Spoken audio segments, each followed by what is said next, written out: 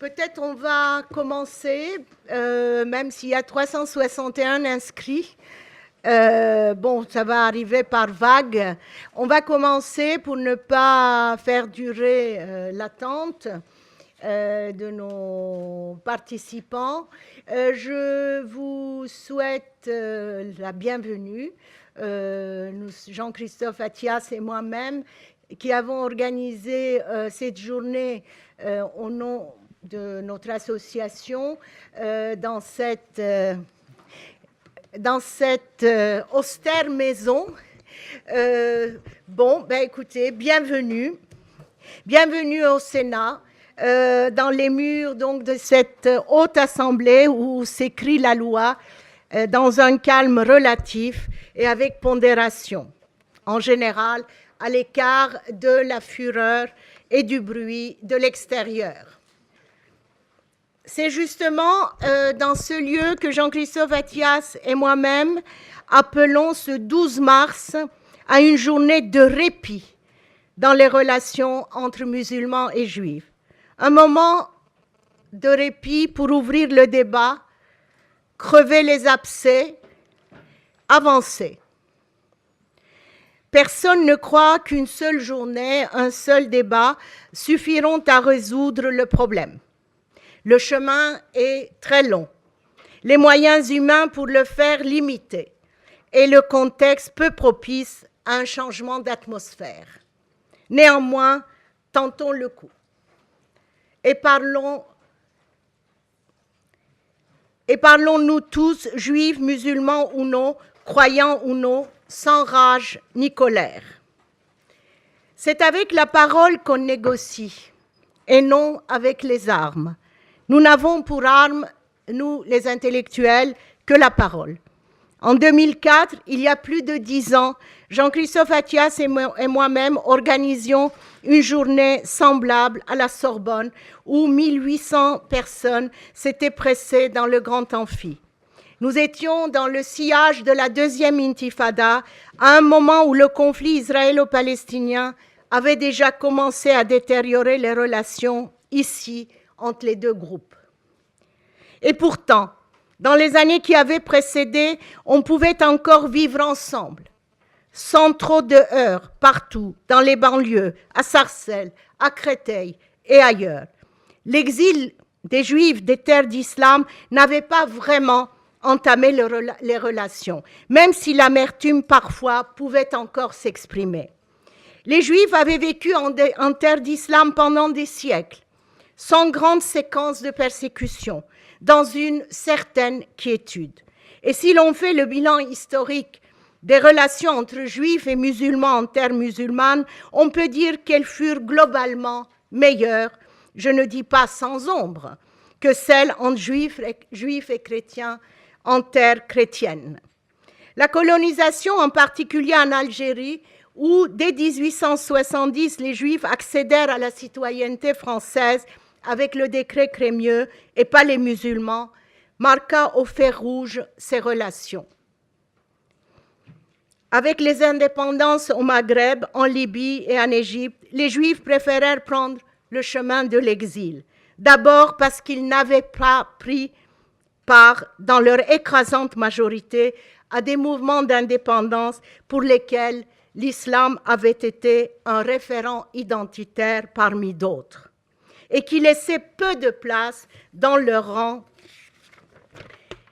aux non-musulmans. Ceci n'empêcha pas, bien sûr, certains juifs de se battre aux côtés des militants indépendantistes.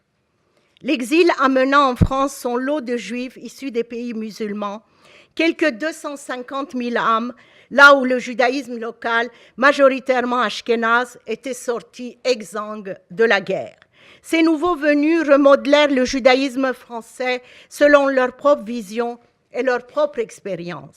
Les immigrés musulmans qui vinrent pendant les 30 Glorieuses furent installés dans ces mêmes quartiers où vivaient déjà les immigrés juifs. Le vivre ensemble se maintint longtemps dans une sorte de statu quo.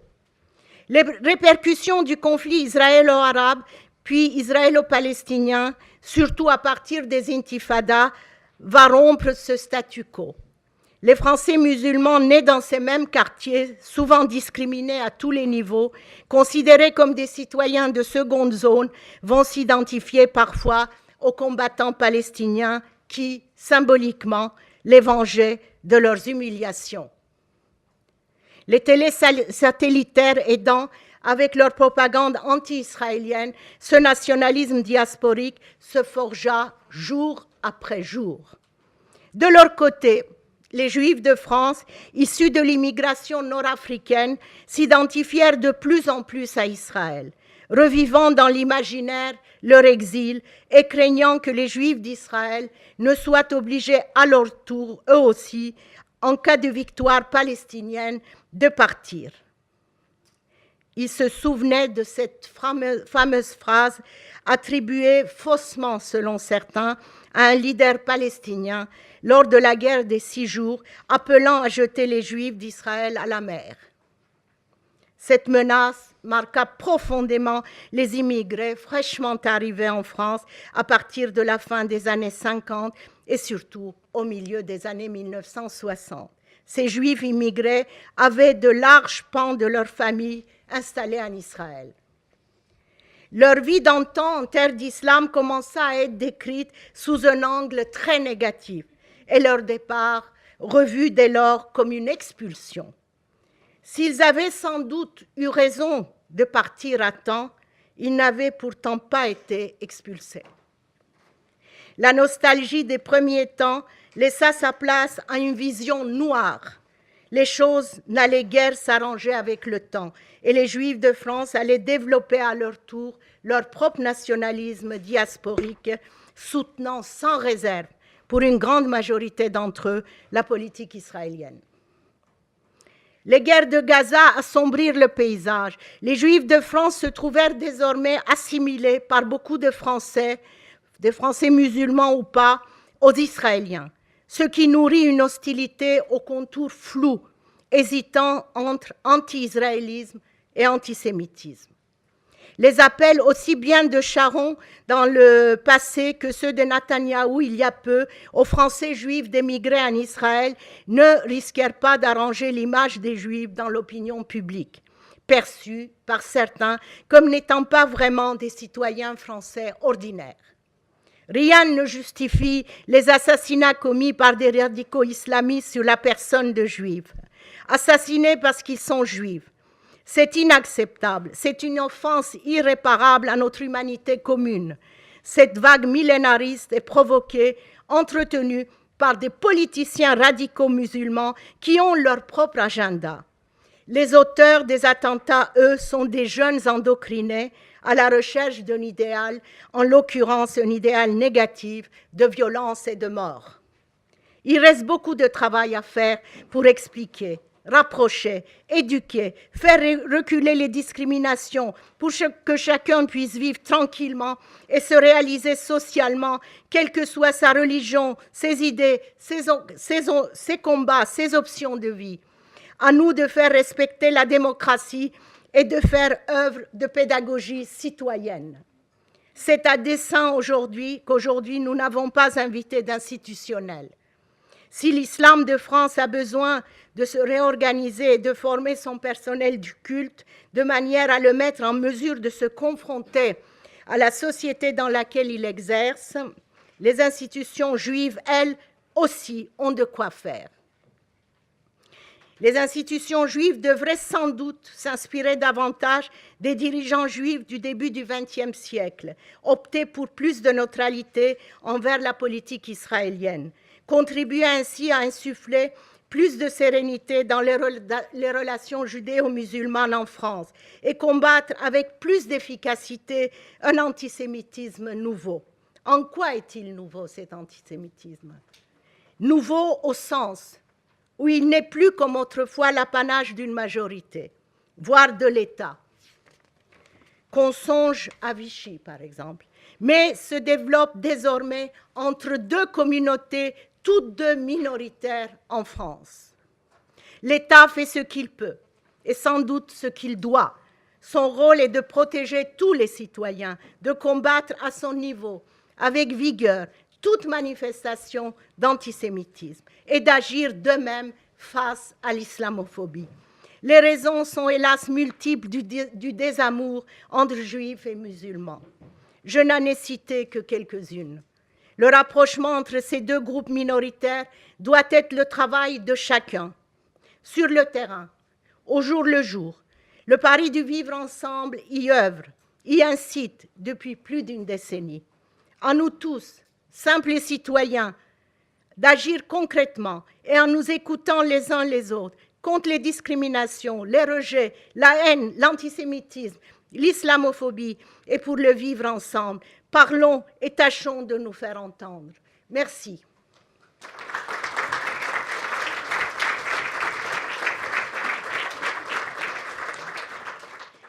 J'ouvre ce débat d'abord avec tous mes remerciements à toutes les personnes présentes ici qui ont fait souvent un long parcours pour arriver jusqu'ici, venant de province, malgré leurs très nombreuses obligations.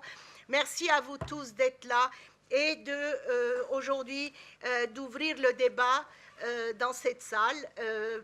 Le public va se renouveler toutes les 2 heures, donc peut-être que chacun aura des choses à raconter, des choses différentes. Et je propose qu'on vous donne à chacun d'entre vous 5 minutes pour parler rapidement, de répondre à cette question. Pourquoi cette rupture? Voilà, une question simple à laquelle peut-être vous avez une réponse. Ensuite, la salle, ce serait bien que la salle aussi prenne parti activement pour qu'on fasse le tour de la question. Voilà, pourquoi cette rupture? Je commence par ordre alphabétique. Kenza Alaoui, cofondatrice du festival Pèlerinage en décalage. Elle parle à 2 en général. Oui, donc en fait, on parle à 2. On est un duo. On est un peu un couple professionnel judéo-musulman. Donc je commence à prendre la parole. On va faire cette présentation ensemble. On va commencer par se présenter. Donc je m'appelle Inès Veil-Rochant. Je suis française et j'ai grandi à Jérusalem. Kenza est marocaine, a grandi à Rabat et nous nous sommes rencontrés à 18 ans durant nos études à Sciences Po, sur le campus de Menton. Et nous avons eu l'idée, il y a 1 an, de créer le premier festival israélo-palestinien à Paris. Ce pourquoi nous sommes là aujourd'hui aussi. Et voilà, donc ça c'est la raison pour laquelle nous sommes là. Bonjour.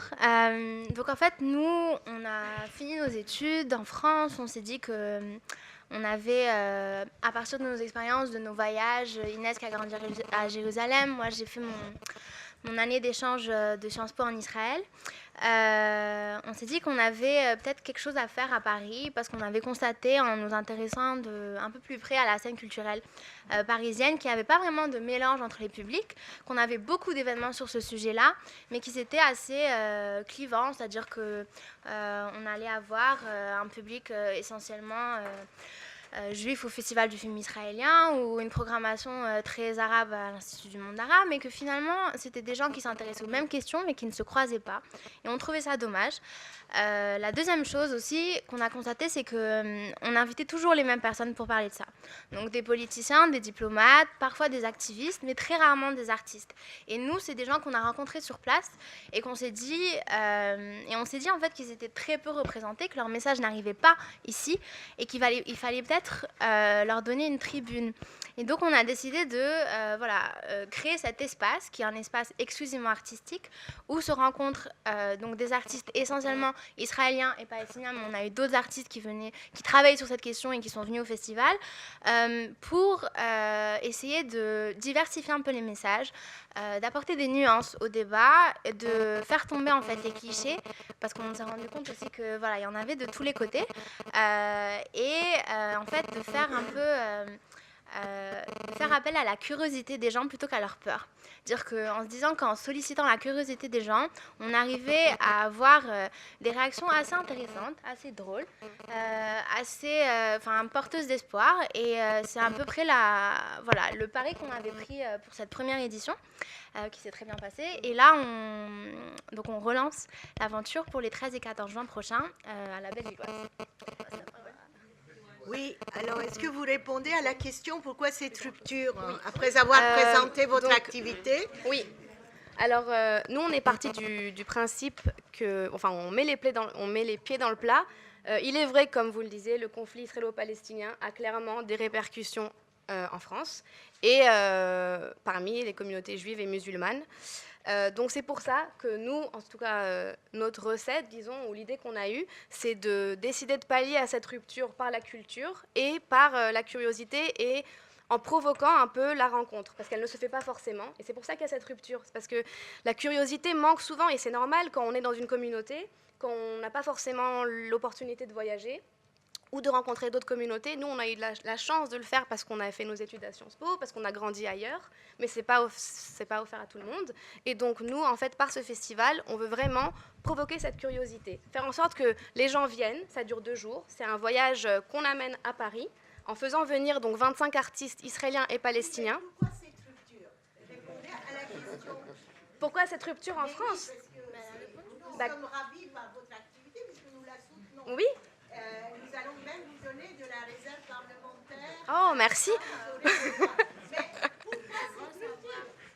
Essayez en tant que personne s'occupant du cinéma de nous trouver une réponse. Non, c'est vraiment en fait, si c'est la rupture, c'est clairement pour nous le manque de curiosité. Tous ceux qui manquent de curiosité ne sont pas antisémites. Non, mais c'est la curiosité et le fait que, comme on l'a dit, les publics ne se mélangent pas, ne se croisent pas forcément. Quand on est dans un environnement, on ne va pas forcément avoir envie de rencontrer d'autres personnes ou un autre environnement quand ça ne s'est pas offert à nous. À Sarcelles et à Créteil, mais justement, ils vivent à côté. On allait pour le ramadan, on nous invitait. Mais nous, non.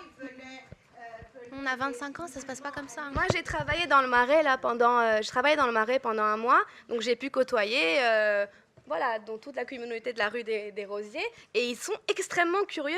Donc déjà, ils ont d'abord cru que moi j'étais israélienne alors que je le suis pas. Donc j'ai dû expliquer pourquoi j'ai grandi là-bas sans être israélienne et pourquoi j'ai organisé ce festival. La première réaction, c'est des amis maintenant, donc c'est les vendeurs de falafel de la rue des Rosiers, et ils sont adorables. Mais la première réaction, c'était mais un festival avec des Palestiniens, mais vraiment, pourquoi? C'est pas possible. Et je leur ai expliqué, ils vont venir et ils sont ravis de pouvoir avoir cette opportunité parce que ça s'est pas présenté à eux du tout.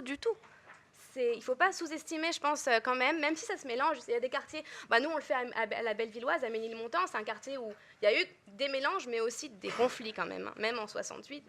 Donc il faut quand même si les gens se croisent, provoquer encore plus. Bravo, continuez. Je vous laisse. Merci.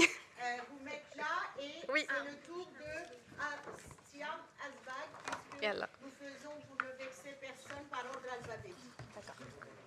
Et vous avez vu que les femmes commencent la parité. Merci,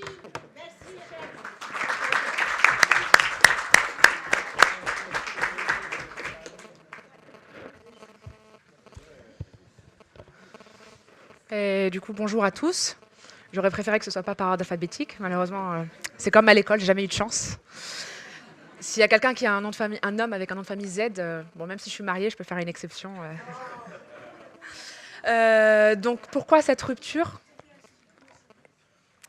Je vais essayer d'y répondre en quelques mots. Je vais essayer de ne pas dépasser les 5 minutes. C'est très difficile pour moi, mais je vais faire un effort. Oui, je sais. Je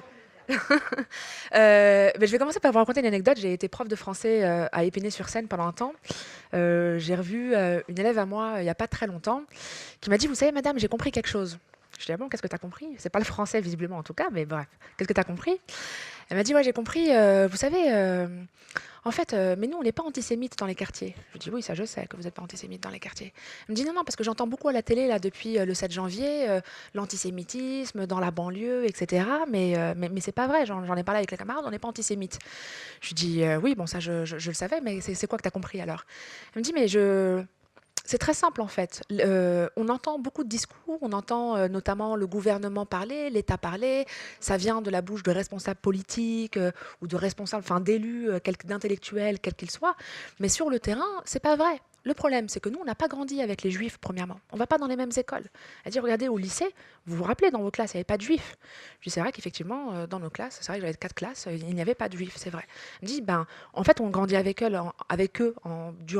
pendant la maternelle, l'élémentaire, et puis après, ils ne sont plus avec nous au collège et au lycée. Donc, on ne peut même pas ne pas aimer les juifs, puisqu'on les côtoie même pas, en fait. On ne partage pas la même vie, concrètement, à Épinay-sur-Seine. Je lui ai dit, ouais, c'est vrai. Et après, elle m'a dit, mais aussi, il y a un autre problème, c'est que nous, on pense que c'est la communauté qu'on doit cibler parce que c'est celle qui nous enlève des droits et c'est celle qui nous enlève des libertés.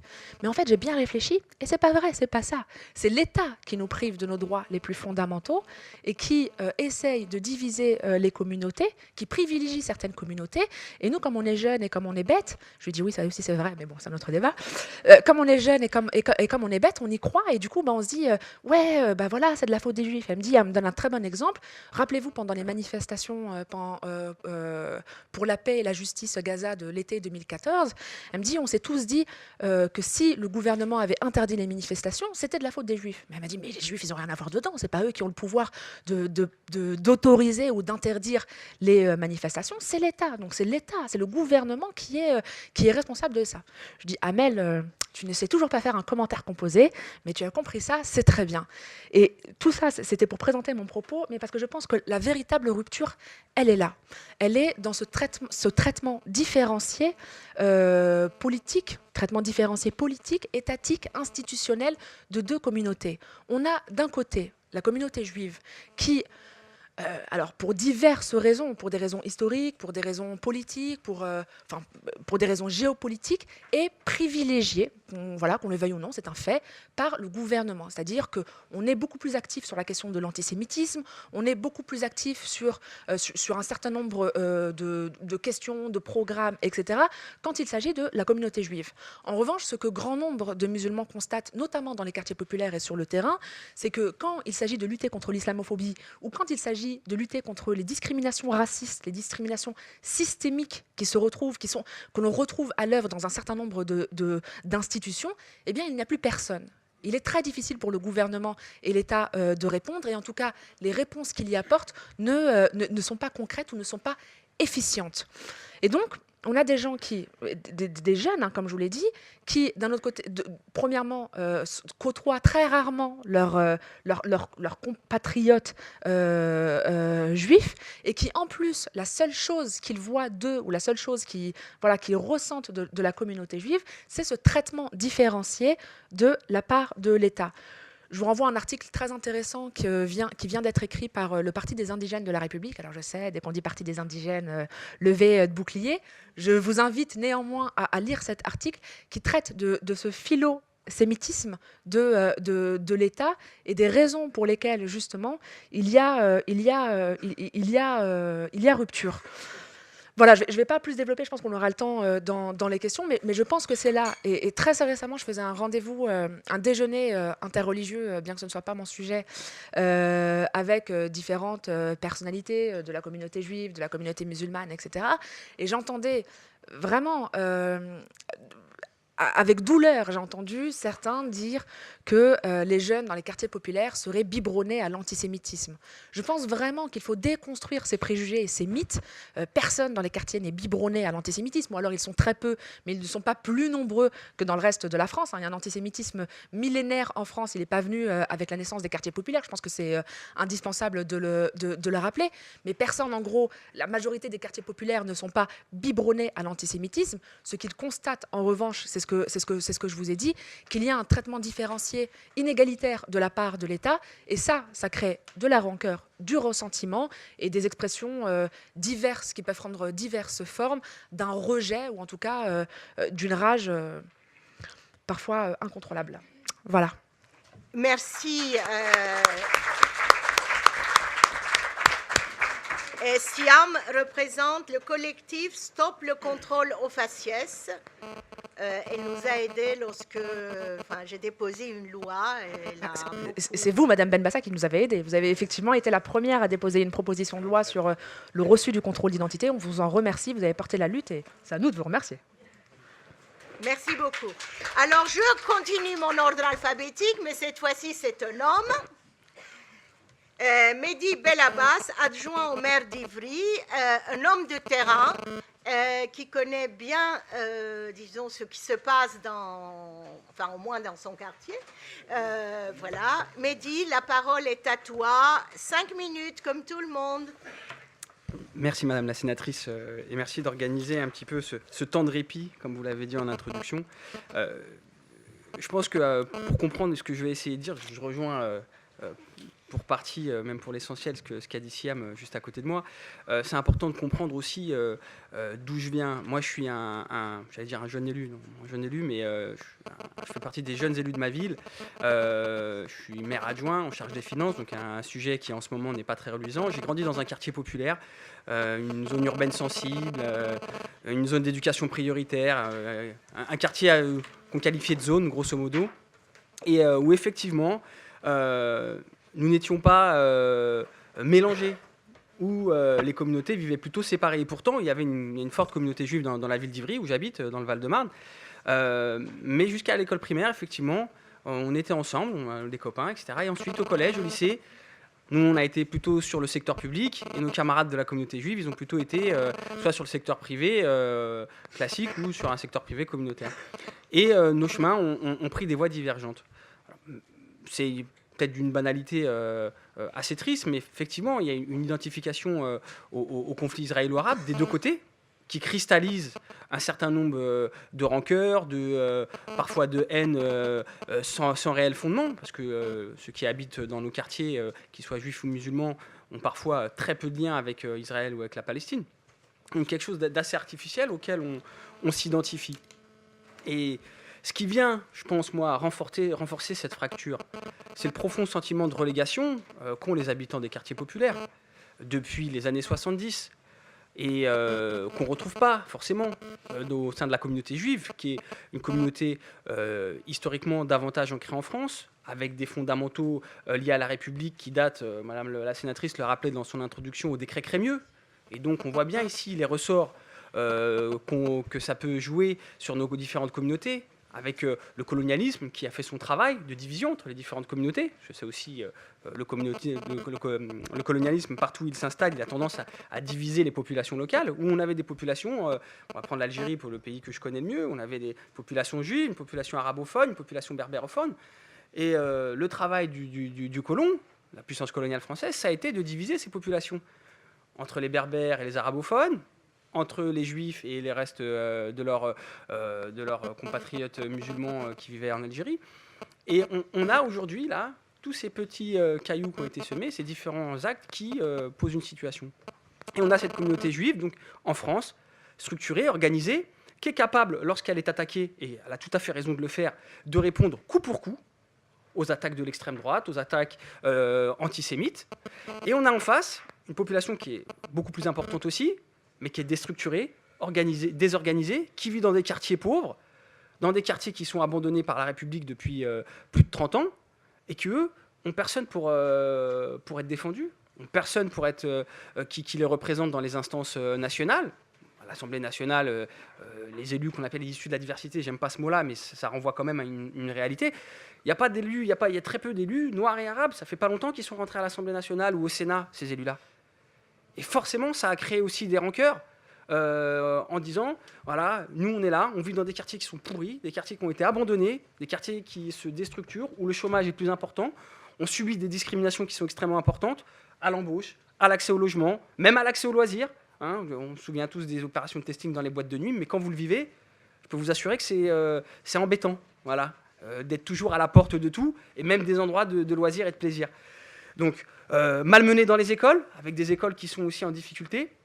Et on voit en face une communauté qui, par son organisation, par l'histoire, par les liens qu'elle a avec la République, s'en sort mieux, voilà, et se défend mieux. Et forcément, il y a aussi, je pense, c'est pas tant parfois de la haine, c'est aussi une forme de jalousie.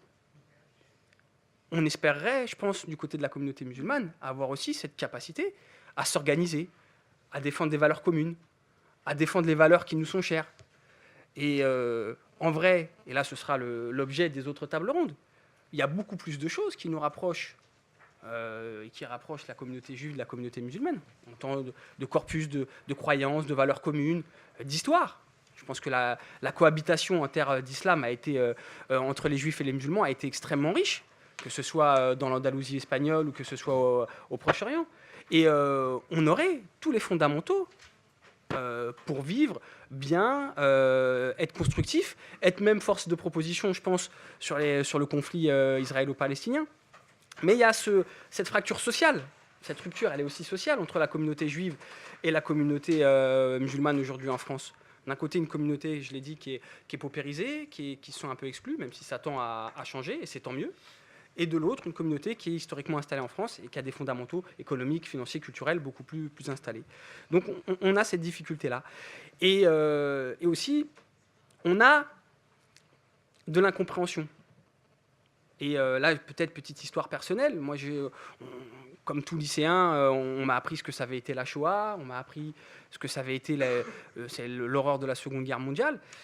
Mais j'ai vraiment bien compris l'impact que ça avait sur la communauté juive, parce que c'est important d'essayer de comprendre la communauté juive pour comprendre les choses.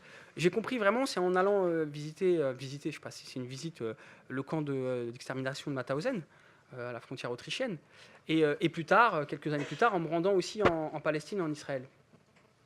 Et là, peut-être qu'aussi dans l'ensemble des quartiers populaires, on ne comprend pas, ou on n'envisage pas vraiment le traumatisme que ça peut représenter, que représente encore la Shoah pour la communauté juive. Ça, c'est un effort aussi d'éducation populaire, d'information qu'il faut qu'on fasse.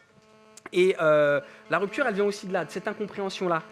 Mais de l'autre côté, il y a aussi une autre incompréhension. C'est qu'on sous-estime aussi la violence que ça a été la colonisation.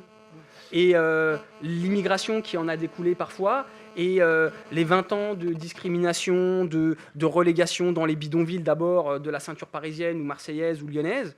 Et aujourd'hui, le fait encore qu'après 3 ou 4 générations, mon grand-père a immigré en 1935, où très souvent, on nous renvoie encore à une origine supposée ou réelle ou pas. Et ça aussi, c'est une incompréhension de l'autre côté. Donc il y a des efforts à faire, des mains à tendre pour combler le fossé, mais c'est des efforts des deux côtés. Voilà.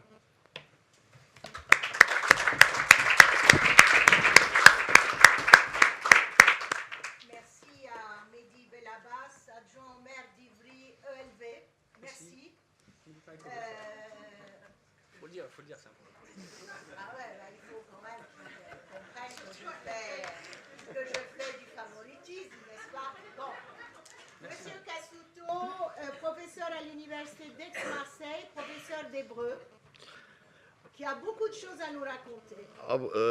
Beaucoup à raconter, mais je vais essayer de répondre à la question. Et je crois que un petit peu comme les deux filles qui ont commencé, je ne comprends pas la question, bien sûr.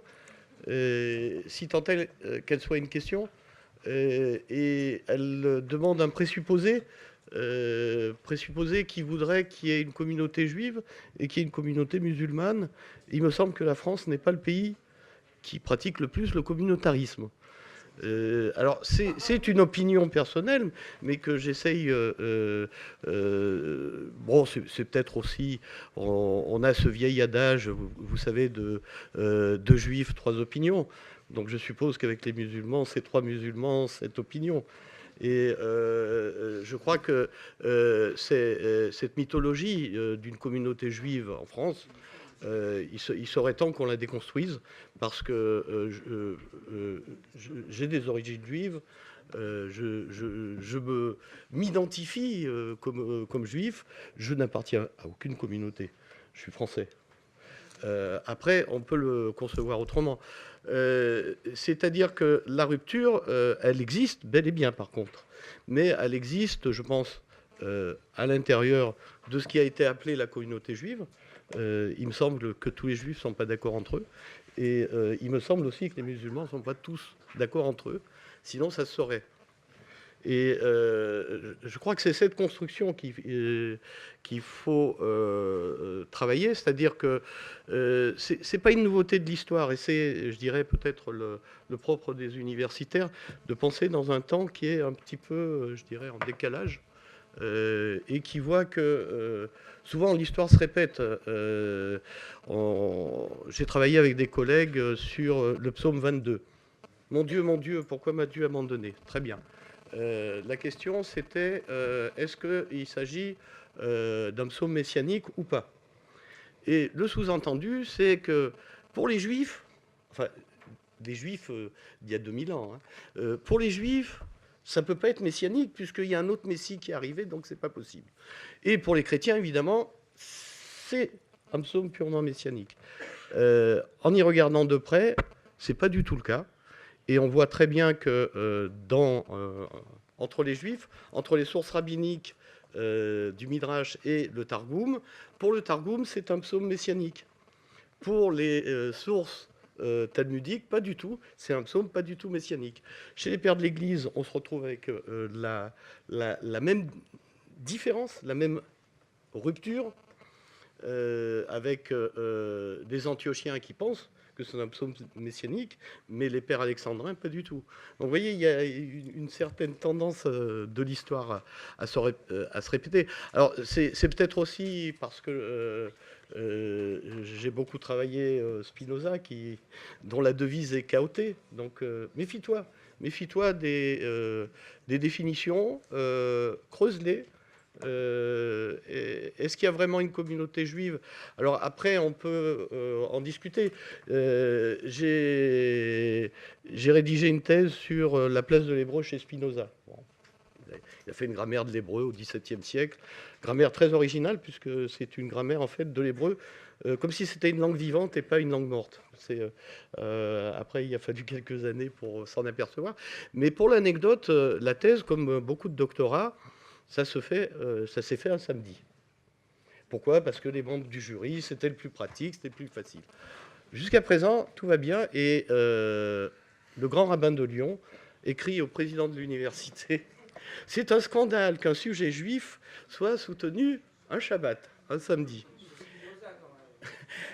Mais exactement, c'est finalement le grand rabbin de Lyon qui a réussi là où Ben Gourion et d'autres avaient échoué, puisqu'il voulait faire lever l'excommunication qui pesait sur Spinoza depuis 1658, et il est de nouveau redevenu un sujet juif. Et vous verrez que dans les travaux universitaires, et même dans les travaux non universitaires, Spinoza est devenu 100% juif. C'était pas le cas. Mais la rupture... Est-ce qu'il y ait communauté ou pas? Écoutez, aujourd'hui, on ne va pas régler le problème des communautés. On n'a pas mis communauté juive, ni communauté musulmane. Monsieur Cassuto, pourquoi cette rupture entre juifs et musulmans? C'est... À cause de Spinoza. Oui, mais la rupture, elle est toujours due à un manque de dialogue. Et ce dialogue, il faut le construire. Alors, c'est vrai qu'à l'université, on le construit au quotidien.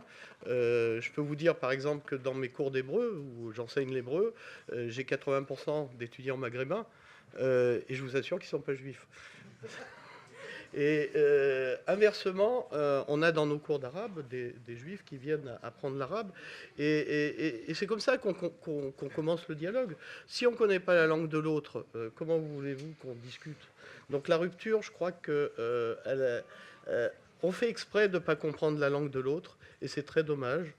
Il est temps de s'y mettre. Merci, monsieur Cassuto. Voilà une belle définition.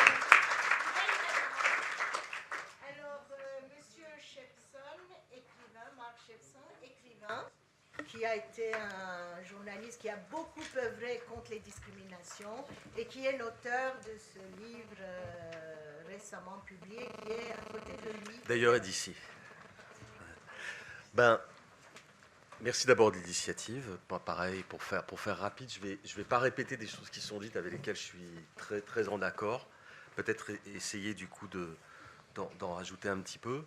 Je crois que, par exemple, on a parlé finalement aussi d'un héritage de violence.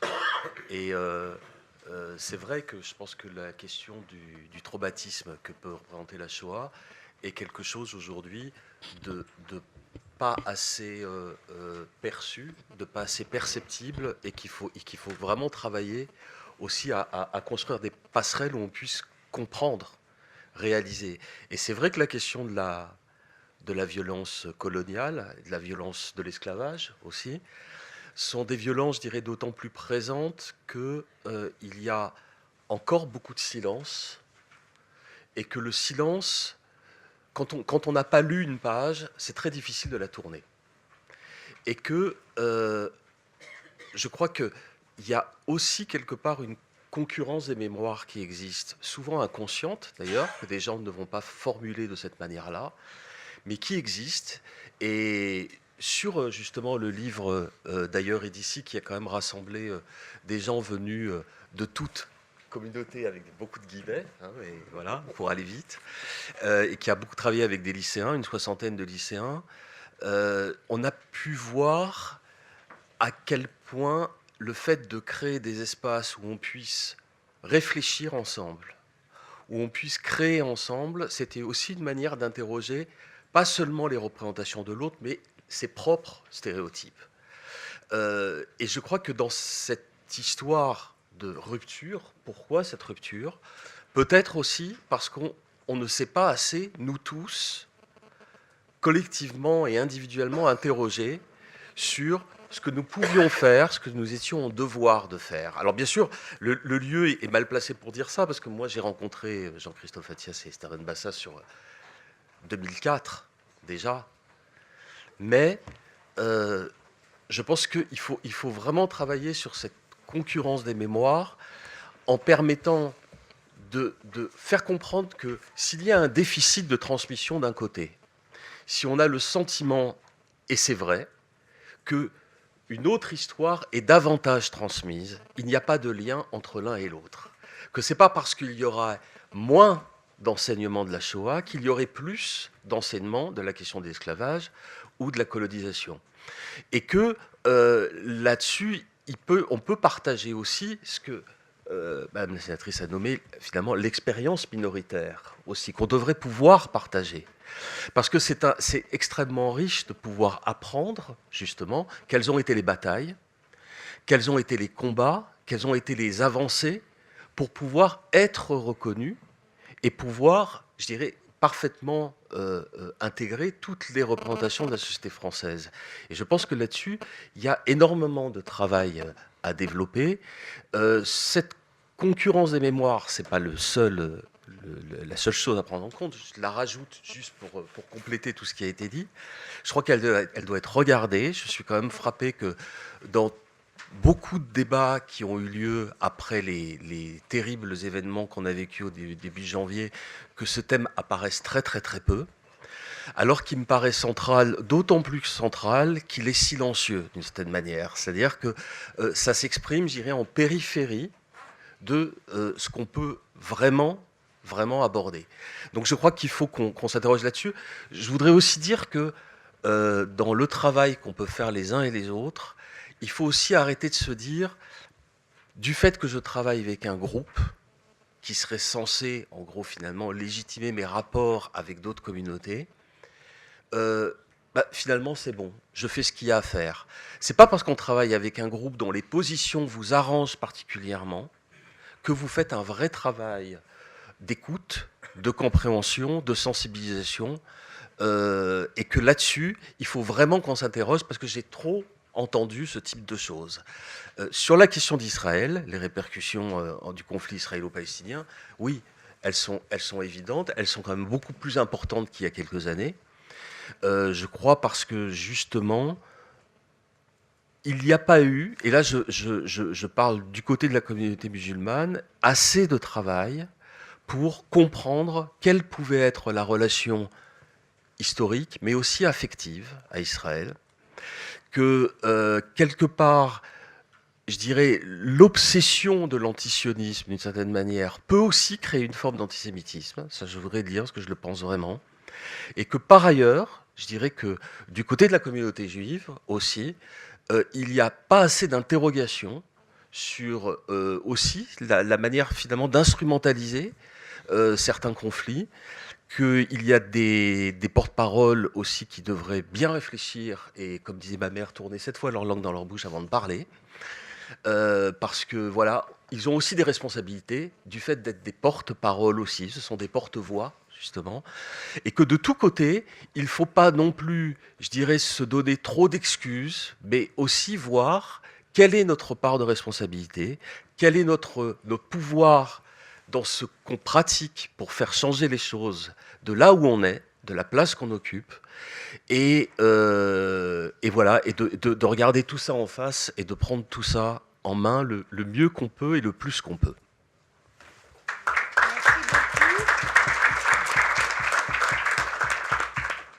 Alors, on m'a dit que la première table ronde était une table ronde historique, non pas historique, sur l'histoire, disons, des relations entre juifs et musulmans. Donc, j'ai replongé un petit peu dans 2 textes, souvent méconnus des musulmans eux-mêmes, et j'imagine aussi souvent des juifs. Le premier, très rapidement, c'est cette fameuse Sahifa, donc la charte, ce contrat social que le prophète, dans l'an 1 de l'Hégire, alors à peine donc vient-il donc d'arriver à Yathrib, cette ville qui va devenir Médine, donc Médinat al-Rasoul, donc la ville du prophète, donc Médine, et qui va donc ce texte qu'on a, hein, et qui prône l'avènement d'une société multiconfessionnelle, pluraliste, et finalement qui cherche à fonder une solidarité citoyenne. Donc nous avons le texte, je vous cite par manque de temps simplement 2 ou 3 articles qui sont, je crois, donc éloquents. Donc je vous rappelle qu'on est en 620 et quelques, hein, et ces textes me paraissent très modernes en fait. L'article 25a, oui, donc c'est très précis, nous dit les Juifs des Banu Aouf. Alors il y avait des Juifs dans Yathrib qui vivaient donc avec les Arabes avant l'islam, et il y avait des tribus juives hors de Médine. Là, on parle surtout donc des Juifs qui sont dans Yathrib, qui va donc devenir Médine. Donc l'article 25a nous dit les Juifs donc des Banu Aouf formeront une communauté avec les croyants. Le mot communauté, c'est Ummah. Alors que les musulmans croient que Ummah, c'est la communauté musulmane, stricto sensu. Non. Tel que le prophète l'entend, c'est la communauté matricielle, ça vient de la mère, hein, qui englobe tous les croyants et tous les non-croyants, parce que c'est ouvert aux Arabes encore polythéistes. Aux Juifs, leur religion, aux musulmans, leur religion. L'article 16 nous dit « Ceux des Juifs qui se rallieront à nous auront droit à notre aide et à nos soins, sans qu'ils soient opprimés, et ni qu'il soit porté secours à quiconque les agressera. » Et encore cet article, 37a, « Aux Juifs leurs dépenses et aux musulmans leurs dépenses », donc on est dans la ville, on est dans la cité, hein, « qu'il y ait entre eux entraide contre quiconque combattra ceux que vise cet écrit. » C'est-à-dire ce texte. Qu'il y ait entre eux bienveillance et bonne disposition, observance et non-violation. Et un article plus bas nous dit à un moment, ni opprimé ni oppresseur. On est dans la citoyenneté, donc plurielle. On est dans le vivre ensemble. Autre texte, et je le cite après, mais qu'il soit coranique, parce qu'il était, d'après les sources, donc révélé après, c'est le fameux verset 256. Hein, donc pas de contraintes en matière donc de religion. La vérité se distingue par elle-même de l'erreur. Alors, ce qui est intéressant, c'est de connaître les principales circonstances de la révélation. On a pour certains versets coraniques, pas pour tous malheureusement, donc ce qu'on appelle asbab el-nuzul, donc les circonstances dans lesquelles ont été révélés tel ou tel verset. Qu'est-ce que nous disent les principales circonstances de la révélation, telles qu'on les trouve dans les livres en arabe, hein. Avant l'islam, les gens de Yathrib, donc ce qui va devenir Médine, confiaient parfois leurs enfants aux tribus juives de la région. Pourquoi? Parce que c'était des Ahl Kitab, c'était des gens du livre, ils avaient un livre, donc ils savaient lire. Et donc les Arabes, très peu donc savaient lire, et donc confiaient leurs enfants donc à ces tribus juives, alors hors de Yathrib, hors de la future Médine. Lorsque survint l'islam, les parents donc, de ces enfants judaïsés voulurent contraindre leurs enfants à embrasser l'islam. Et ils vont voir le prophète, et le prophète désapprouve leur attitude. Sur ce, donc, serait venu ce verset, pas de contrainte en matière religieuse. Autre circonstance donc, de la révélation, et là où nous sommes du temps même de l'islam, le prophète est là, et donc l'islam, donc à Médine, et lorsqu'une femme de Médine, donc, nous dit-on, avait du mal à avoir des enfants, elle faisait le vœu de judaïser le sien s'il vivait. Alors qu'on est déjà dans l'islam, avec le prophète vivant. Et donc d'après les sources, cela s'est réellement produit. Et donc ces enfants vivaient alors, dès lors, au sein des tribus juives, donc de la région. Or, problème politique, première rupture, mais qui n'est pas une vraie rupture pour moi, problème politique. Vous savez qu'il y avait il y a eu plusieurs alliances entre les nouveaux croyants, donc, qui étaient les musulmans, et les tribus juives donc des alentours donc, de Médine, contre les Mecquois. Et rupture donc d'alliance, les Juifs tressent donc l'alliance, d'après l'histoire islamique en tous les cas, et donc les Banu Nadir, donc une des tribus juives de cette région de Médine, sont expulsés par les musulmans, et à ce moment-là, les parents musulmans vont voir le prophète, ils protestent, mais au prophète, nos enfants donc judaïsés partent avec ces Juifs. Le prophète dit, écoute, en gros, il leur dit, enfin, d'après ce qu'on nous dit, telle est la volonté de Dieu, et c'est alors que le verset aurait été donc révélé.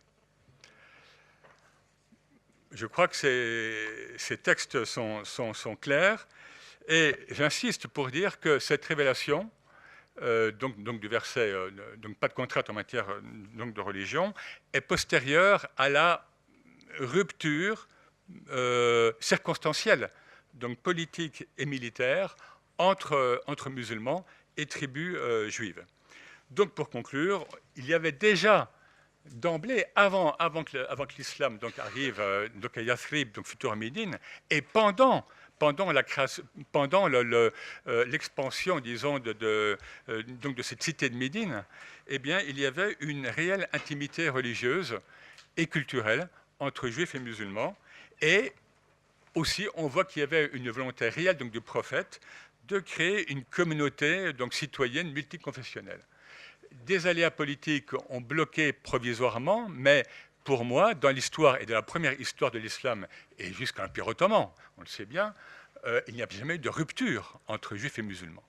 Il y a eu des crises, on pense au calife al-Hakim, donc le Fatimide, bon, mais il était fou, hein, qui brûle des synagogues, voilà. Bon, donc il y a des crises parfois, mais au fil des siècles, comme très peu.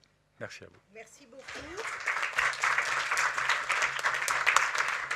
Je vais demander aux trois premiers de laisser leur place aux trois derniers.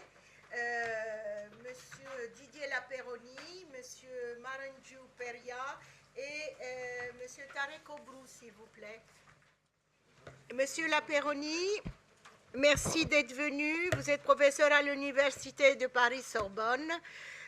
Nous vous poserons la même question. Pourquoi cette rupture? Et dans 5 minutes seulement. Merci. Sur le bouton, voilà. Bonjour, merci. J'espère que le merci sera décompté du temps. Aussi, bon. Je vais dire exactement la même chose ou à peu près la même chose que deux des intervenants précédents, Madame Asbag et Monsieur Belabas, et tenir en gros le même raisonnement, puisque je suis sociologue. Je ne me suis pas tellement intéressé au rapport entre musulmans et juifs, mais je me suis intéressé à des choses que j'observe depuis une vingtaine d'années, c'est-à-dire le développement de l'antisémitisme dans les quartiers populaires. Et donc, pour répondre directement à votre question, mais vous m'écoutez ou... Bon. Parce que là, je réponds à votre question. Alors, pour répondre... D'accord. Moi, je m'occupe aussi voilà. de la logistique. Oui, mais bon. Mais après, vous allez me reposer la question pour me dire quelle est la réponse.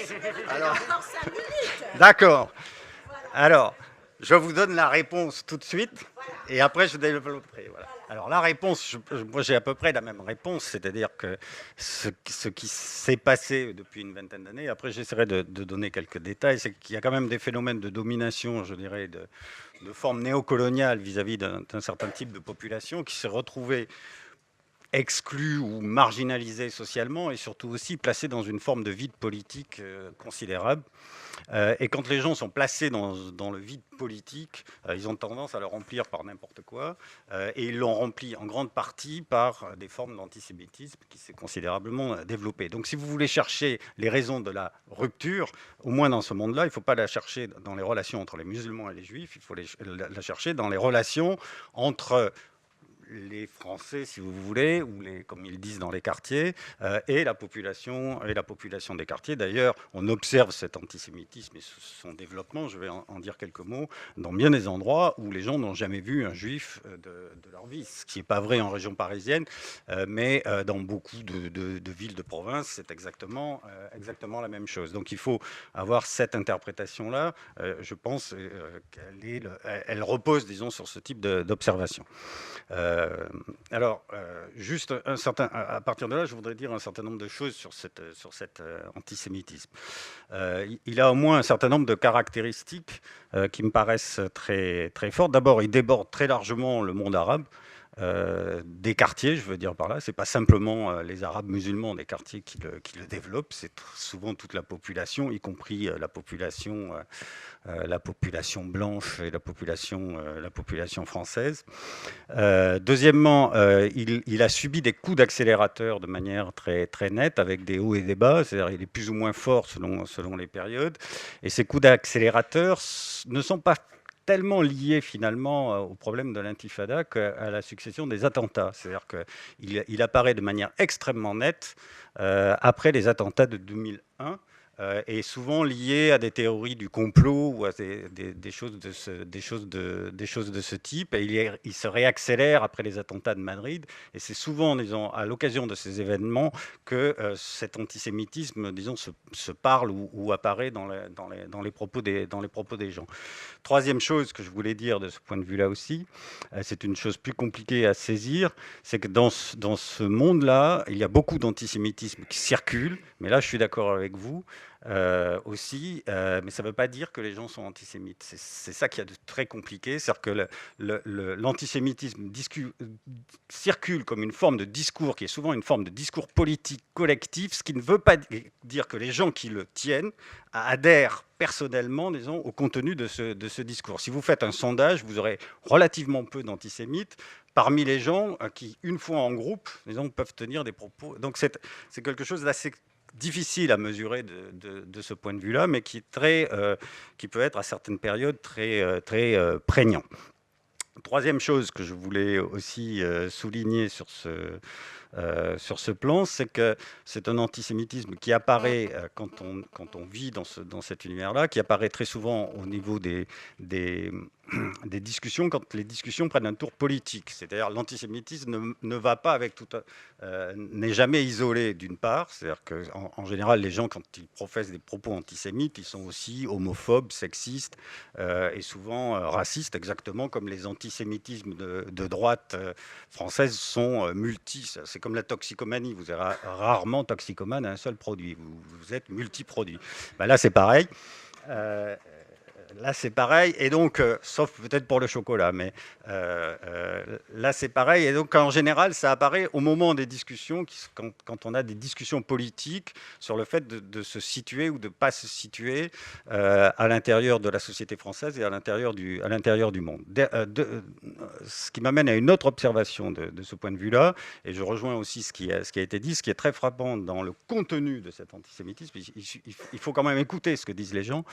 Or, ce qu'ils disent n'a pas grand-chose à voir avec les Juifs en général, mais a tout à voir avec leur situation personnelle et leur relation au sein de la société française, ce sentiment de deux poids, deux mesures, qui se focalise, disons, sur une espèce de fantasme qui est le fantasme de la communauté juive, et quand vous écoutez écoutez ce discours, c'est un discours qui décrit très précisément ce qu'ils vivent, mais de façon négative. Sur le mode, si je suis nulle part, les Juifs sont partout. Si je n'ai pas de pouvoir, les Juifs ont du pouvoir. Si je suis pauvre, ils sont riches. Et toute cette mécanique, disons, est une mécanique assez traditionnelle au fond de l'antisémitisme européen et autres. Donc ça, c'était une chose que je voulais aussi souligner.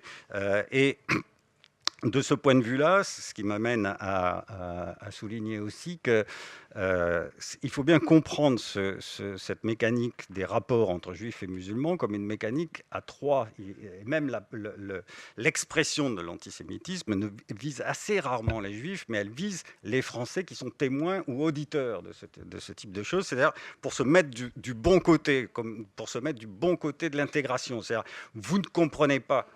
Les vrais intégrés, les vrais républicains, c'est nous, parce que les juifs vous manipulent, parce que si, et ainsi de suite. Donc c'est toujours quelque chose qui s'adresse et qui cherche, d'une certaine manière, en permanence, à créer une forme de complicité sur le dos des juifs, c'est-à-dire une forme d'intégration, au moins fantasmée, sur le dos des juifs. Donc c'est une mécanique sociale, de ce point de vue-là, et politique, qui doit se comprendre de manière, et c'est assez traditionnel au fond, qui doit toujours se comprendre à trois, mais qui explique évidemment la rupture. J'ajoute une dernière chose, et j'en aurai fini, sur ces histoires, parce qu'une des choses que je peux constater, disons, dans mon travail depuis maintenant 30 ans que j'écume ces différents quartiers, c'est évidemment la prégnance de plus en plus forte de la religion, la religion musulmane, qui pour beaucoup de populations, et aujourd'hui surtout beaucoup de populations extrêmement défavorisées, est la seule ressource culturelle de structuration personnelle ou de construction personnelle.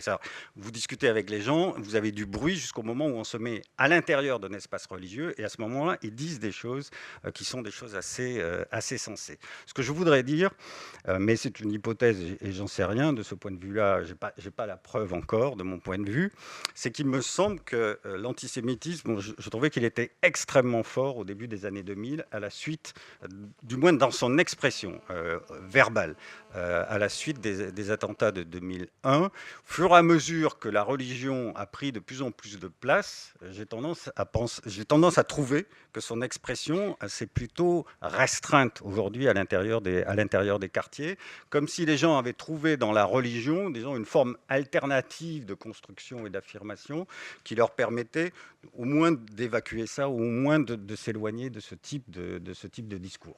Voilà, pour répondre précisément à votre question. Merci beaucoup. Peut-être que vous aurez des questions après, parce qu'il faudrait expliquer aussi pourquoi il y a tant d'attentats aussi à l'endroit des Juifs qu'on tue parce qu'ils sont juifs. J'ai parlé des discours et de son expression. Voilà. Merci. Bon, écoutez, toujours par ordre alphabétique, Monsieur Homero Marongiu Peria, sociologue, spécialiste de l'islam en France, directeur pédagogique de le European Center for Leadership and Entrepreneurship Education en France. Merci beaucoup d'être là et peut-être vous aurez aussi votre réponse. Il ne reste plus grand-chose à dire. Bonjour à toutes et à tous. Oh non.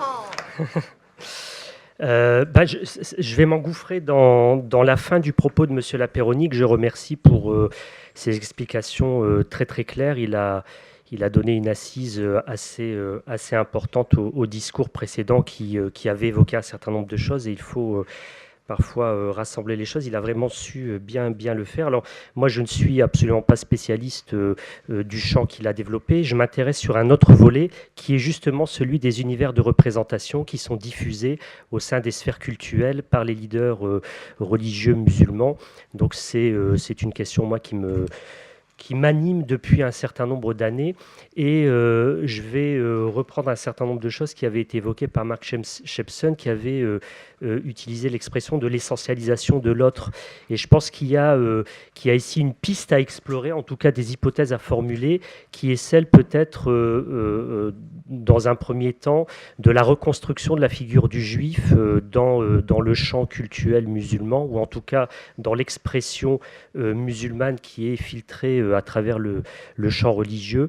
On a des imams, on a des leaders d'opinion, on a un certain nombre de prédicateurs, etc., qui sont amenés, entre autres, à parler dans le cadre du dialogue judéo-musulman, mais plus en intracommunautaire, qui sont amenés à parler des questions relatives au judaïsme.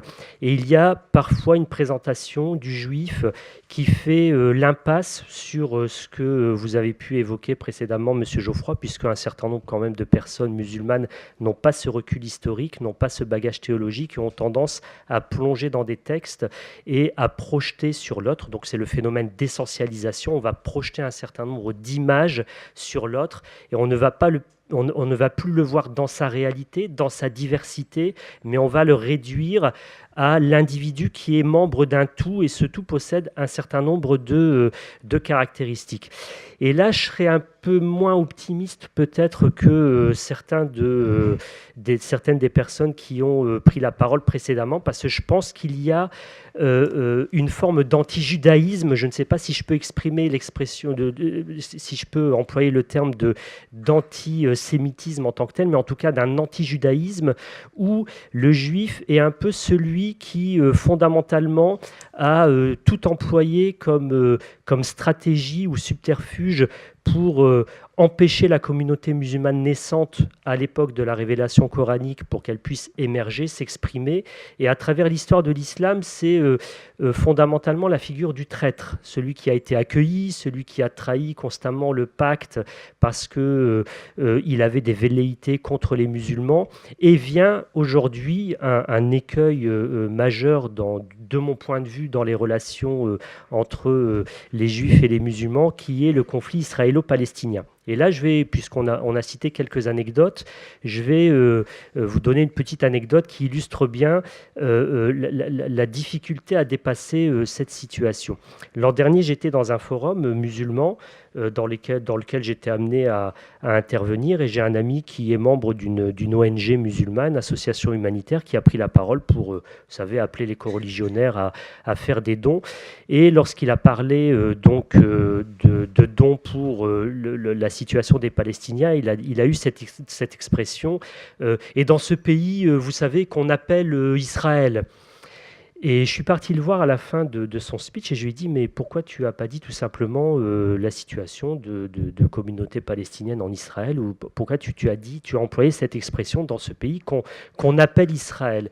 Il m'a dit, tu sais Homero, déjà quand j'interviens dans les mosquées, je ne peux même pas prononcer le nom Israël en tant que tel. Je ne dis pas que c'est dans toutes les mosquées, bien entendu, il y a 2500 mosquées, lieux de culte en France, on ne va pas dire qu'elles sont toutes dans cette situation, mais c'est une situation suffisamment prégnante.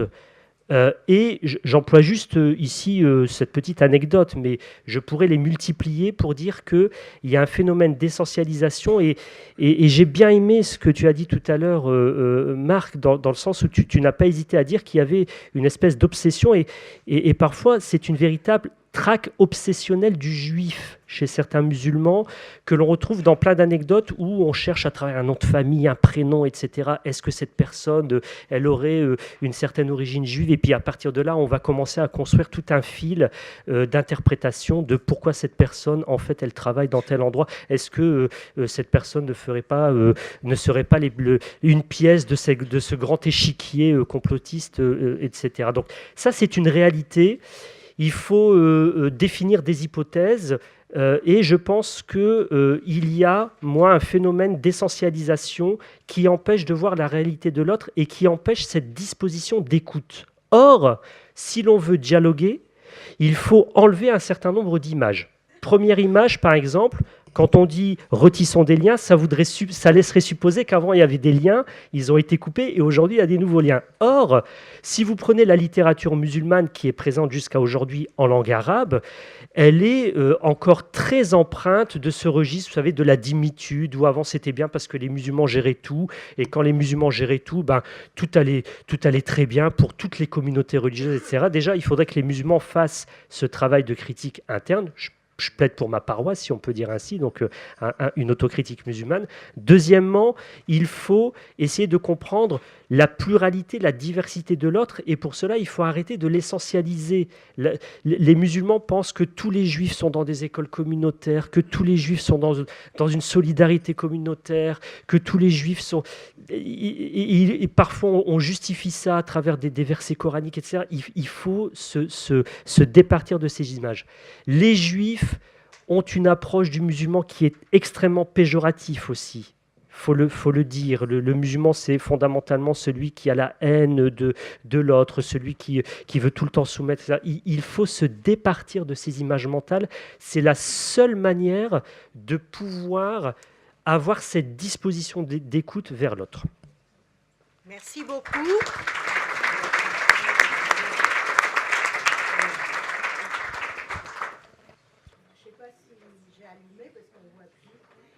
Historiquement, M. Morentu, je vais vous donner une petite réponse. Historiquement, il y a eu des liens. Ah oui, bien sûr. Les Juifs ont été des vizirs dans l'Empire musulman, dans les sultanats. Il y a eu toute une littérature écrite en arabe. Même Maïmonide a écrit en arabe. Donc, vous savez, c'est plus complexe. Il y a eu des liens, sûr. Mais il faut les retisser. Bien sûr. Parce que ce n'est pas une tabula rasa. J'ai tenu parce que vous savez, les historiens, ils sont très méchants contre les sociologues, puis ils ont toujours quelque chose à dire. Bon, Monsieur Tarek Obrou, merci d'être venu de Bordeaux malgré la grève annoncée. Vous êtes imam de Bordeaux, vous êtes un imam qui a une hauteur de vue qui m'intéresse moi personnellement, et vos vues m'interpellent aussi comme historienne parce que vous êtes très proche de ce que fut aussi dans le judaïsme la néo-orthodoxie au XIXe siècle, et je suis très heureuse, c'est pas la première fois qu'on se voit, et nous nous sommes vus plusieurs fois, et merci d'être là, et je vous laisse la parole. Vous êtes le dernier, vous avez toute la responsabilité. Et en 5 minutes. Je suis d'accord en grande partie sur les analyses qui ont été évoquées au niveau du conflit du Proche-Orient. Tant qu'il n'y a pas cette paix juste et l'émergence d'un État palestinien reconnu, je pense que la rupture va être encore entretenue dans nos communautés ici maintenant en France. Deuxième cause de cette rupture, un certain autisme politique qui ne permet pas de voir la réalité française avec sa nouvelle composante musulmane massive, et qu'il y a une procrastination, un refoulement de cette présence qui n'apparaît pas dans le discours et la prise en considération par le politique, ce qui augmente la frustration, la vulnérabilité d'une communauté déjà vulnérable et périphérique, tout de moins mentalement, en plus des problèmes sociaux.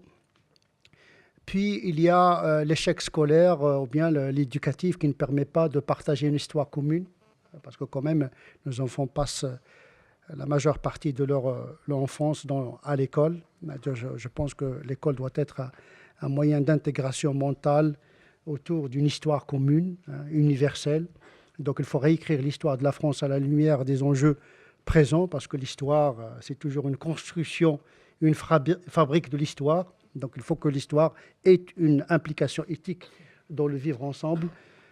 Choisir les morceaux, bien sûr, il ne faut pas faire la charité historique, mais établir la justice historique. Et je pense que 8 siècles d'apports arabo-musulmans ne transparaissent pas dans le programme. Ça aussi, c'est un vrai problème qui contribue à cette rupture mentale entre les musulmans et la société, mais également nos deux communautés respectives. Et puis, il y a l'échec également des institutions représentatives qui, parfois, à travers leurs déclarations, vous savez, le fonds de commerce des institutions représentatives, c'est toujours créer des problèmes pour justement légitimer leur existence. Et ça, c'est un rôle redoutable. Donc, on crée des problèmes pour les défendre. Ça aussi, le monopole, la compétition pour représenter les communautés. Et puis, il y a la compétition des mémoires. Voilà, la surenchère. Ce qui va m'intéresser particulièrement, c'est ce côté qui a été évoqué par Homero, cet autre métaphysique. Il y a un conflit des représentations métaphysiques de l'autre. Il y a le juif métaphysique, il y a le musulman métaphysique. C'est-à-dire que le juif, dans la perception, dans les préjugés en général et chez les musulmans, c'est beaucoup de musulmans en particulier, le juif est déterminé par sa race comme s'il a un étogramme déterminé et qu'on peut prédire. Donc un étogramme comme une espèce animale, on sait quand on l'excite, il répond avec une logique déterministe. Donc on sait et on connaît les juifs. Il n'y a pas d'imprévu, il n'y a pas d'histoire, il n'y a pas d'imprévu, il n'y a pas d'inattendu. C'est comme l'autre n'est pas un être humain. Or, le propre de l'être humain, c'est d'être imprévisible. C'est ça. C'est l'être le plus irrationnel. C'est l'animal le plus irrationnel. On ne peut pas prévoir tellement il est libre. Mais il n'est pas, sa nature, ce n'est pas son code. Et donc, on ne peut pas lui donner un code génétique qui expliquerait son comportement. Donc, c'est une perception fausse de l'autre. L'être humain est par essence constitué des mêmes peurs, des mêmes espérances. Donc, il n'y a pas une espèce humaine à part. Donc, nous partageons l'universel, mais nous gardons la singularité individuelle à l'intérieur de chaque communauté. Et puis, il y a le musulman métaphysique qui, cette fois-ci, est déterminé par ses croyances. Donc, il a une génétique coranique qui expliquerait tout son comportement. Donc, on va consulter le Coran. Ah oui, effectivement, les terroristes, on comprend maintenant pourquoi ils sont terroristes. Donc, il y a une lecture racialiste du juif, il y a une lecture dogmatique, théologique du musulman. Donc, on est dans ce conflit un peu de représentation. Et le seul moyen, c'est pour dépasser cette rupture, c'est de mettre un peu de sens et du bon sens dans le rapport à l'autre. Je vous remercie.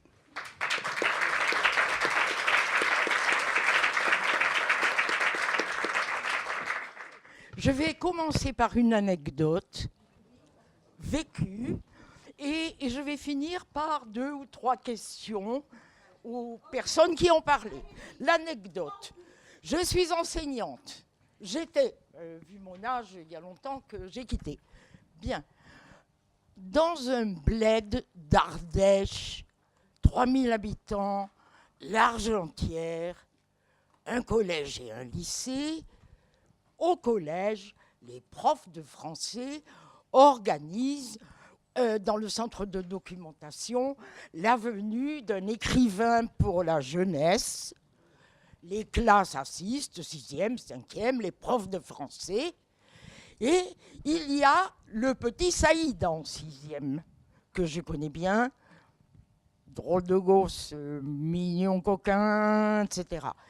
Et l'écrivain pour la jeunesse commence son discours et dit, alors, j'ai oublié son nom, il s'appelle, je sais pas, Albert Cohen. Pas le grand, le petit. Il s'appelle Cohen, l'écrivain. Il dit son nom et puis il commence à se présenter aux enfants. Il disait, mais moi, quand j'étais petit, j'ai vécu dans une ville, et ben ça se trouve en Tunisie, et le petit Saïd qui se lâche et qui dit « sale juif !» Ok ? Alors, ma question maintenant. Comment se fait-il qu'un gosse de 11 ans, en 97, ou je ne sais plus quel rapport avec l'intifada à ce moment-là, etc., Ok, d'accord, on va voir. Eh bien, comment se fait-il que ce gosse de 11 ans soit si au courant des événements politiques et puis il sort tout ça, c'est-à-dire d'où il l'a pris, où il a entendu ça? D'accord? Non. Je veux juste dire que vous avez oublié, madame, qu'il y a eu un sultan du nom de Suleiman qui a accueilli les Juifs venant d'Espagne en 1492. Pardon, oui, excusez-moi. Donc c'est possible. Il y a donc des choses qui sont possibles si on interprète, relit et critique, si vous voulez, la raideur et la littéralité des interprétations religieuses chez les juifs comme chez les musulmans. Ah oui.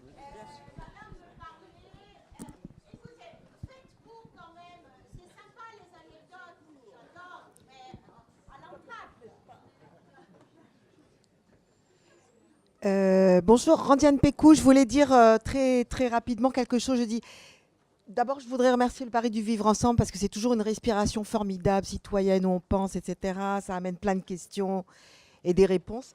Je voulais simplement dire une chose. Ce qui me frappe en ce moment, c'est le face-à-face permanent entre les deux communautés juives et musulmanes et les autres qui ne sont ni juifs ni musulmans ou qui sont d'ailleurs pas d'Europe, je veux dire. Regarde ça un petit peu avec un peu de sidération parce que c'est de plus en plus important. Or, il me semble qu'il serait intéressant de voir, par exemple, qu'est-ce que l'ensemble des Français non juifs et non musulmans pensent du maghrébin moyen en France, du franco-maghrébin, hein, on va dire, et qu'est-ce que les Français non juifs et non musulmans pensent du juif français. Ce serait très intéressant en ce moment parce qu'il me semble qu'il y a vraiment un rétrécissement identitaire qui se passe partout. Et que le vide, M. Lapéronie le disait, le vide politique est sidérant aussi. Et je trouve qu'il serait intéressant justement de repenser politiquement toutes ces choses-là. Voilà, c'est tout. Je voulais savoir si vous étiez d'accord. Voilà.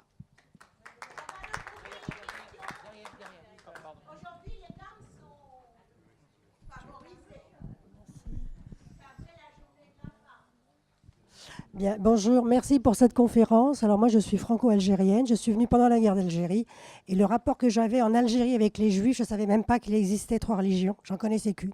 Ils parlaient tous arabe et on faisait les fêtes juives, les fêtes chrétiennes, les fêtes musulmanes chez mes parents et mes grands-parents étaient tous les deux oulémas. Et j'ai compris qu'il y avait 3 religions en venant en France à 7 ans. Bon, j'avais moins de 7 ans, je n'ai pas tout compris. Et j'aimerais comprendre pourquoi en France, et ça c'est une question que je me pose encore aujourd'hui, les Juifs ont toujours été suspectés de ne pas être vraiment français. On n'a jamais posé la question aux Bretons qui sont arrivés français après les Juifs. Et ça, moi, en tant qu'Algérienne, je me suis toujours posé la question pourquoi les Juifs français ne sont pas des vrais Français, pour certains Français.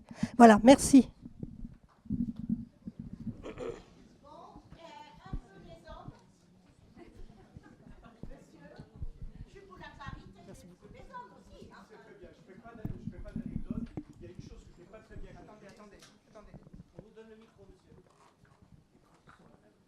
Je ne ferai pas d'anecdote. Il y a une chose que je ne comprends pas très bien, c'est le philosémitisme d'État. Je me mets derrière un historien que j'aime beaucoup, qui s'appelle Benjamin Stora, et qui, par rapport à la question des indigènes de la République, a dit que la situation des Français, enfin d'origine des pays colonisés, n'a rien à voir avec l'indigénat que vivaient les Algériens d'Algérie. Donc cette problématique-là, elle me semble importante parce que ça cristallise aussi pas mal les choses.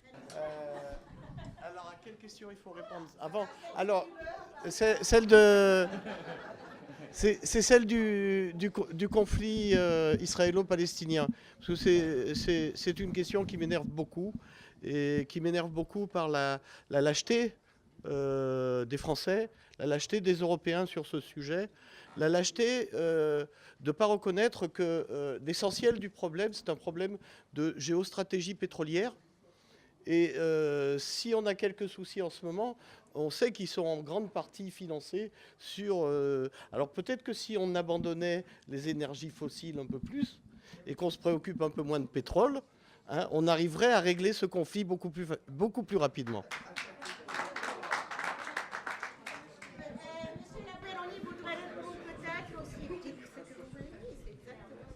Je dirais aussi un petit... Non, je ne sais pas si c'est une...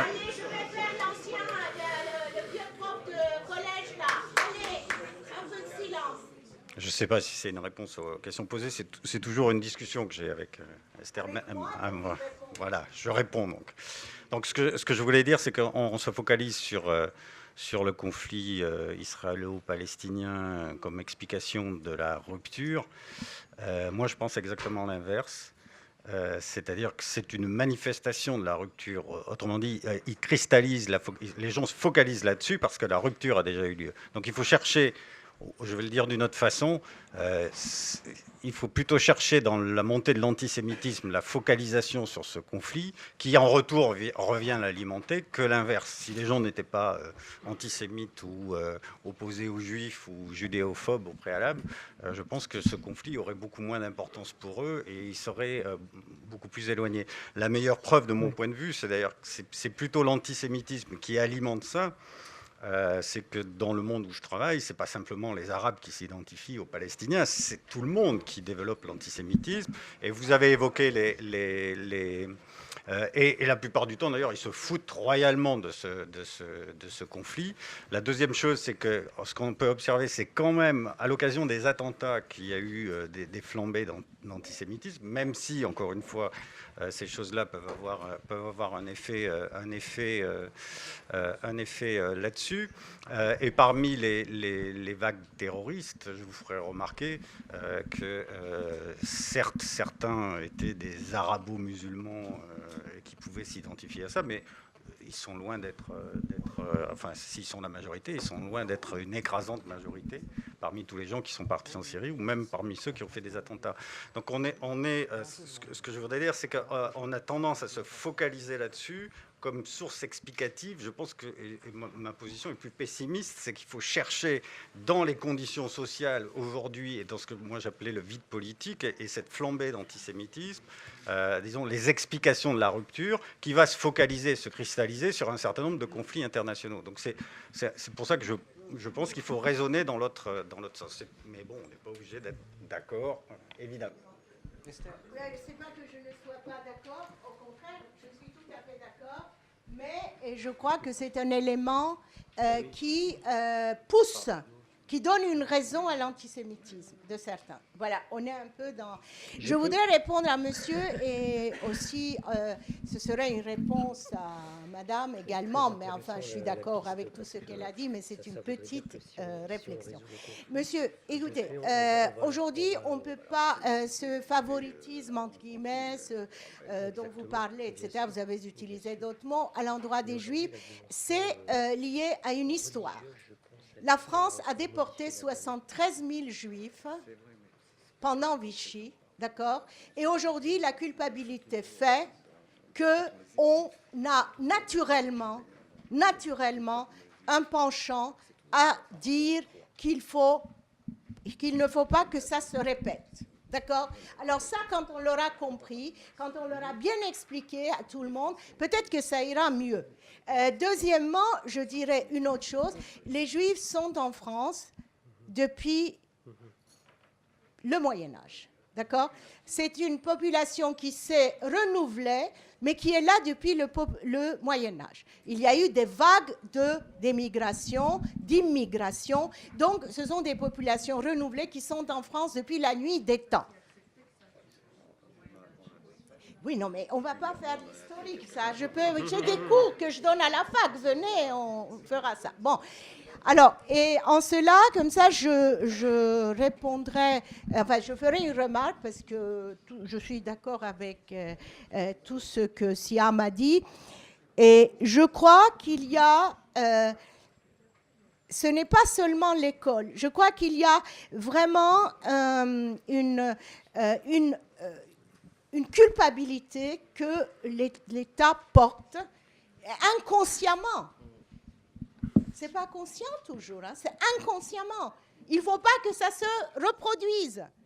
Mais la colonisation, l'abcès n'a pas été jusqu'à maintenant crevé. Alors, l'abcès de la colonisation n'a pas été crevé. On va pas faire mea culpa pour la colonisation, puisque beaucoup de gens pensent encore que la décolonisation est une aberration. Mais oui. Alors, je ne sais pas pourquoi ils vont se culpabiliser sur la colonisation. Alors, écoutez, il faut voir ça parce que c'est complexe. Et il faut expliquer aux gens. Voilà. Bon, enfin. Pour répondre à la deuxième partie de la question. Oui. Alors, je rejoins tout à fait ce que vient de dire Madame Benbassa, c'est tout à fait ça. Il y a une culpabilité. Enfin, c'est ce philosémitisme. Le but, c'est pas de dire qu'il y a, de porter un jugement moral, positif ou négatif, quel qu'il soit, sur cet état de fait. Ce qui est, en l'occurrence, une vérité, c'est qu'on a une histoire, la France a une histoire particulière, elle a une histoire particulière avec les Juifs, elle a une culpabilité particulière qui découle de cette histoire, et aujourd'hui, ça conduit à un traitement différencié. Et par contre, je rejoins tout à fait ce qu'a dit Mark Shepson tout à l'heure, le but, c'est pas de dire qu'il faut moins donner à la communauté juive, pas du tout. Le but, c'est de dire, c'est très bien ce qui est fait pour les Juifs, comme c'est très bien ce qui est fait pour d'autres parties de la population. Par contre, il ne faut pas léser le reste des Français. Et il ne faut pas léser les quartiers populaires. Et il ne faut pas léser les musulmans. Ça, c'était sur la première partie. Sur la deuxième partie, sur l'indigénat. Je ne suis pas porte-parole des indigènes de la République. Je savais qu'en parlant de ça, c'est bizarre, ça suscite toujours un peu... c'est difficile. Mais je ne pourrais pas expliquer pourquoi ils ont choisi ce nom. Enfin, je pourrais l'expliquer, mais c'est trop long. Je vous invite à lire certains de leurs écrits. Par contre, ce que je peux dire, c'est que oui, bien sûr, qu'il y a des différences historiques entre ce que nous vivons aujourd'hui et ce que vivaient nos ancêtres, ce qu'ont vécu nos ancêtres dans les colonies. Évidemment, je ne dis pas que les quartiers populaires ne sont pas des colonies. Enfin voilà, le but, c'est pas de dire ça. Il n'y a pas d'esclavage, etc. Enfin bon, il y a un esclavage moderne, mais bref. En gros, il n'y a pas d'esclavage, etc. Le but, c'est pas de dire ça. Le but, c'est de dire, par contre, que n'importe qui se veut sincère aujourd'hui en France. Je suis désolée, j'ai l'impression de faire les mêmes tics que Sarkozy. Mais n'importe qui se veut sincère aujourd'hui en France doit reconnaître la ségrégation territoriale qui existe, doit reconnaître la ségrégation sociale qui existe, doit reconnaître la ségrégation raciale qui existe. La vérité, c'est, et je peux vous le dire, j'ai été prof, je travaille dans ces quartiers sur différentes questions, la vérité, c'est que de l'école, de la maternelle, du berceau au tombeau, nous vivons des traitements différenciés. Nous n'avons pas les mêmes écoles. On parle d'éducation nationale, moi je parle des éducations nationales. Puisque c'est faux de dire qu'il y a une seule et même éducation nationale pour tout le monde. Il y a des éducations locales. C'est vous et votre chance, vous et votre naissance, vous et votre lieu d'élevage, si je peux dire, là où vous grandissez. Nous n'avons pas les mêmes écoles. Nous n'avons pas le même accès aux soins. Nous n'avons pas le même accès aux politiques publiques. Nous n'avons pas le même traitement de la part des institutions. Et là, je peux faire le lien avec le contrôle au faciès. Juste, je termine sur ça, Madame Ben, c'est ça, puisque je suis porte-parole du collectif Stop le contrôle au faciès. Quand vous avez, c'est un fait, des institutions qui traitent différemment les citoyens, ces administrés, parce qu'ils sont noirs, parce qu'ils sont arabes, parce qu'ils sont roms ou parce qu'ils sont musulmans, forcément, ça vous renvoie à une espèce, à un type d'indigénat. C'est pas celui que l'on connaissait il y a 1 ou 2 siècles. Par contre, très clairement, il n'y a pas d'égalité et de justice aujourd'hui en France pour l'ensemble des Français. Et c'est ça qu'il faut combattre et c'est ça sur lequel il faut agir. Merci beaucoup. Ben, essayons quand même de voir les choses avec plus de rationalité. Tout ce que vous dites est vrai, mais il ne faut pas non plus faire de la victimisation. Il y a une classe moyenne musulmane en France aujourd'hui qui commence à percer dans les métiers, dans tous les secteurs. Il faut aussi se dire que la France... n'a pas réglé son problème de colonisation, n'a pas réglé certains de ses problèmes, même si on parle d'apartheid. Vous avez raison, même moi je me suis battue pour qu'il y ait des carrés musulmans, une loi sur les carrés musulmans, même ça n'est pas accepté. J'ai fait un rapport sur les discriminations avec un collègue où on s'est fait allumer à cause des carrés musulmans. Donc, c'est vrai tout ça. Mais tout cela ne justifie pas cet accès d'antisémitisme chez certains qui aboutit au meurtre. Voilà. Voilà. J'espère qu'on conviendra que je n'ai rien justifié. Non. Non, mais il faut mettre aussi les choses, il faut descendre un peu des théories. Il y a des meurtres. Ah oui, des enfants, Je voulais juste... Bon, je suis contente que... Jeannette Abel, je suis universitaire et je collabore au Monde diplomatique. Je suis contente de la dernière remarque de Esther Benbassa. Je voudrais juste... C'est une question et une réponse à pourquoi la rupture. Pourquoi... Je ne sais pas pourquoi Esther a évacué la question du communautarisme. Parce que le fait d'organiser et de reconnaître... de reconnaître des communautés avec des institutions représentatives de ces communautés, qui en particulier pour la communauté juive, contribuent à aggraver le conflit avec les musulmans, mais il me semble que nous devons mettre en cause cette notion, parce que parler de communauté... Alors, je donne 2 exemples et une question. Parler de communauté juive privilégiée, comme vous l'avez fait, est quand même réellement problématique. Vous savez, ne confondons pas ce qui émerge sur le plan médiatique avec l'ensemble des juifs français. Deuxièmement, qui ne sont pas du tout, pour nombre d'entre eux, dans une situation privilégiée. Deuxièmement, je rejette cette notion de communauté. Je suis juive, je me sens française, je partage ce qu'a dit Cassuto tout à l'heure, mais je ne me sens pas membre de la communauté juive et je n'ai rien à voir avec M. Netanyahou, par exemple. Donc, je pense qu'on doit faire très attention. Je termine sur 2 choses. Je pense que la notion de philosémitisme, je pense que vous avez fait allusion à l'article de Ouria Boutelja du Parti des indigènes de la République qui vient de sortir. Et je pense que c'est un article dont je ne partage pas du tout l'orientation, qui est dangereux. Philosémitisme est ambigu comme notion. Donc faisons très attention à cela.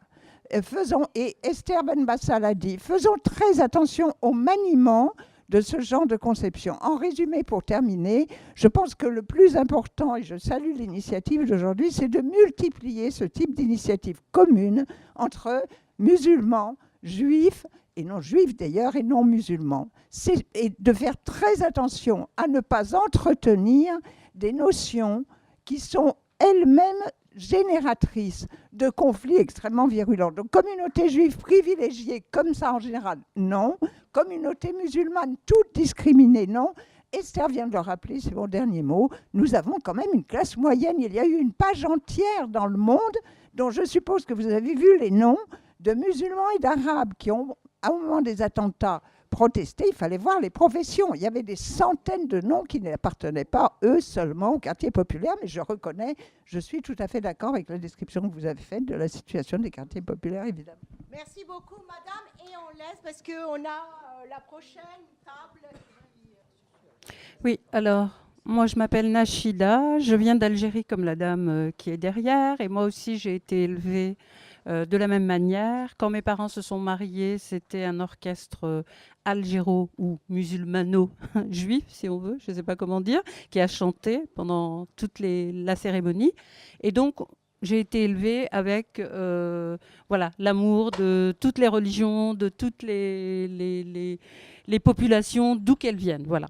Alors, je voulais juste dire que quand même le philosémitisme en France est plutôt politique.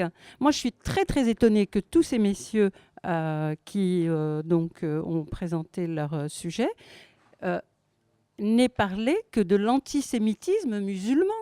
Or, il existe un antisémitisme français, je ne sais pas comment l'appeler blanc, parce que moi, je ne sais pas où je vais me mettre en tant que personne venant d'Algérie, quand on parle de blanc, de je ne sais pas quoi, enfin bref. Mais le philosémitisme, il est politique. Combien de Français sont antisémites?